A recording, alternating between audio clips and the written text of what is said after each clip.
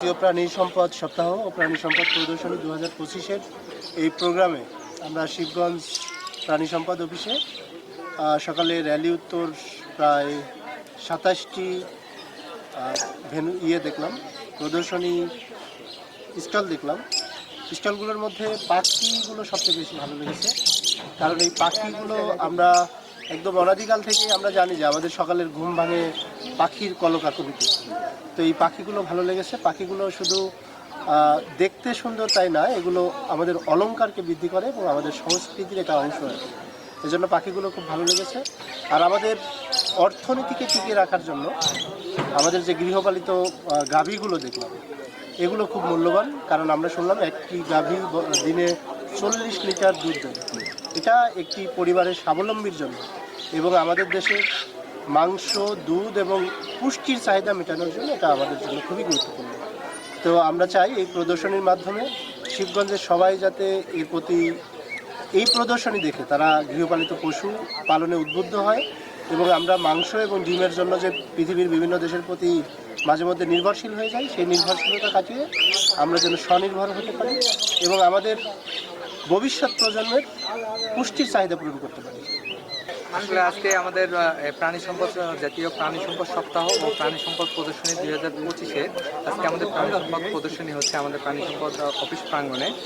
আপনি যে প্রশ্ন করেছেন, এখানে আমাদের এই প্রাণী সম্পদ হসপিটাল থেকে আমরা এখন আধুনিকতার যে ছোঁয়া বিশেষ করে দেখেছি এখানে আলট্রাসোনো মেশিন এবং দেখেছি রক্ত পরীক্ষা এবং দেখেছি যে আদার্স যে পরীক্ষাগুলো হয় এগুলো এখানে করা হয়ে থাকে। এছাড়াও আমরা দেখেছি যে খামারি পর্যায়ে দেখেছি যে বিভিন্নভাবে দেখেছি যে আমরা ফ্রি ভেটেরিনারি মেডিকেল ক্যাম্প থেকে একদম রুট পর্যায়ে যেখানে খামারিদের সেবা নিশ্চিত করার জন্য আমরা ফ্রি ভেটেরিনারি মেডিকেল ক্যাম্প করে থাকি।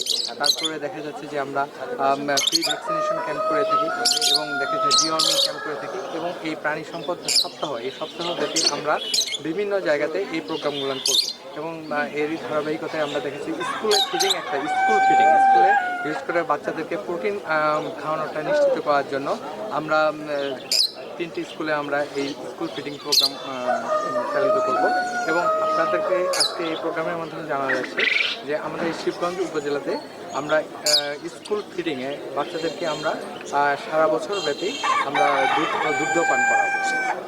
এখানে এসে সবচেয়ে বেশি ভালো লাগলো, অনেক সুন্দর, অনেক রকমের খরগোশ, পাখি, অনেক কিছু দেখলাম, কবুতর দেখলাম। এগুলা হচ্ছে মানে আগে দেখছি ঠিক আছে, কিন্তু হচ্ছে এখন অন্যান্য ধরনের জিনিস দেখলাম। ওই যে ওই পাখিটা দেখলাম, অনেক কিছু আদার্স জিনিস দেখলাম, অনেক কিছু দেখতে পারলাম। এটা দেখে অনেক ভালো লাগলো, আমার অনেক ভালো লাগছে আমার কাছে। মেলা এসে মোটামুটি ভালো লাগছে। স্যারদের সঙ্গে এসে আমরা তার বক্তব্য শুনলাম এবং স্যারেরা অনেক কথাই বললো এবং আমরা শুনলাম। তাতে অনেকগুলো এখানে মানে মেলায় আমাদের পাখি, বিভিন্ন জাতের মানে গরু, তারপরে আমাদের যে বিভিন্ন জাতের কবুতর, এগুলো খুব মোটামুটি ভালো লেগেছে। বিভিন্ন ধরনের বিদেশি কবুতর, পাখি, ফ্যান্সি আইটেমের যেগুলো মুগরি, বিভিন্ন ধরনের টার্কি, ব্রাহ্মা, কেদারনাথ, চীনা মুগরি, সব ধরনের মুগরি পাবেন ইনশাল্লাহ। হ্যাঁ, মেলায় এসে আমার অনেক ভালো লাগছে। আমার অন্য খামারির সঙ্গে দেখা হচ্ছে, সবাই একত্রিত হতে পারছি এবং পাশাপাশি আমার উপজেলার মানুষগুলা বুঝতে পারতেছে যে এগুলা বিষয় নিয়ে আলোচনা হলো। মেলাটা পরিবেশটা খুব সুন্দর লাগছে। আর যেগুলো পশু পাখি আসছে তার মধ্যে খুব উন্নত জাতের পশুগুলো আসছে, যেমন কবুতর আসছে, ওই বড় বড় মুরগি আসছে, খুব ভালো জাতের গরু আসছে, কিছু মিষ্টি আসছে। মূলত 6 প্রকার পাখি পালি। তো আমার ছোটো থেকে পাখি পালার খুব শখ। তো এক সময় আমি এটা পালতে এক সময় আবুজান বললো যে এটা দিয়ে বেশি করলে আর কি লাভবান হওয়া যায়। তো সেই ক্ষেত্রে আমি তখন একটা খামার দিই। তো এখানে 50 জোড়া যদি বাজুরিকা পাখি থাকে তাহলে একটা পরিবারের কোনো সমস্যা হয় না, মাসে 10,000 টাকা আয় করা যায়। আর যদি 100 থাকে তাহলে 20,000-এর মতো ক্যাপিটাল আসে। আর সবচেয়ে বড় কথা যে এই পাখিগুলো যদি পালে যুব সমাজে যে মাদকের যে নেশাটা, এটা থেকে যদি বাচ্চাদের পাখি পালিয়ে নেশা করা যায় তাহলে এটাও এক ধরনের নেশা।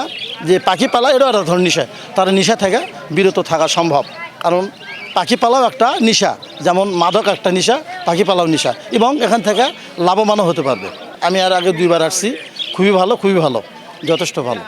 মেলা খুবই ভালো। তো এর আগে আমি 2বার আসছিলাম এখানে, আবার এবারও আসছি। তো এই বিষয়ে আর কি কি বলবো আর কি ভালো। আমার কাছে আছে এটা আসলে হলস্টেইন ফ্রিজিয়ান জাতের একটা উন্নত মানের একটা বাচ্চা। এটা হচ্ছে 100% আমি যতটুকু জানি। তো এর মায়ের দুধ হয় এখন বর্তমানে 28 লিটার। প্রথম অবস্থায় হচ্ছিল 28 লিটার, এখন বর্তমানে বাচ্চার বয়স হয়ে যাওয়ার কারণে হচ্ছে মায়ের দুধ হচ্ছে 22 লিটারের মতো। তো এর মায়ের মতো হচ্ছে আমাদের খামারে আরও 8-9টার মতো হলস্টেইন ফ্রিজিয়ান আছে। আশা করি ভালোই দুধ পাবো তাদের কাছ থেকে। আর বাচ্চাগুলো উন্নত মানের বাচ্চা হয়েছে।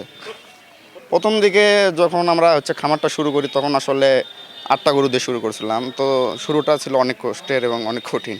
পরে আস্তে আস্তে আল্লাহর রহমতে এখন আসলে মেলায় আসছি, এসে অনেক ভালো লাগতেছে, কারণ এখানে উন্নত জাতের অনেক গরু, ছাগল, হাঁস মুরগি দেখতে পাচ্ছি।